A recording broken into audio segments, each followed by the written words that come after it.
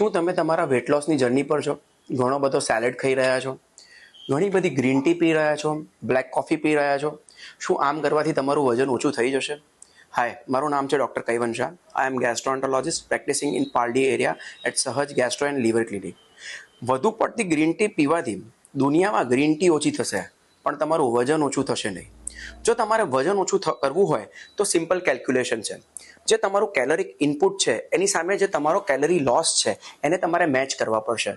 જો તમે દરરોજ કાર્બોનેટેડ ડ્રિંક્સ પીશો, ચીઝ અને પીઝા ખાશો અને અમુક દિવસે તમે સવારે ચા કોફીના બદલે ગ્રીન ટી પી લેશો કે સેલેડ્સ ખાશો જમવામાં, તો તમારું વજન ઓછું નહીં થાય.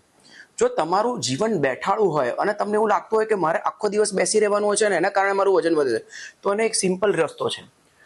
કલાક વચ્ચે બેઠા હો એની વચ્ચે 2 મિનિટ ચાલી આવો. જમવાનું જમી લો, એના 2 કલાક પછી 15-20 મિનિટ ચક્કર મારી આવો. દરરોજ સવારે 15 મિનિટ એવી કાઢો કે જેની અંદર તમે થોડી ઘણી એક્સરસાઇઝ કરી શકો. આ સિમ્પલ મેજર્સ ફોલો કરવાથી તમે 100% વેટ લોસ કરી શકશો. આ પ્રકારના બીજા ઇન્ફોર્મેટિવ વિડીયો માટે please follow my Insta and YouTube channel. Thank you.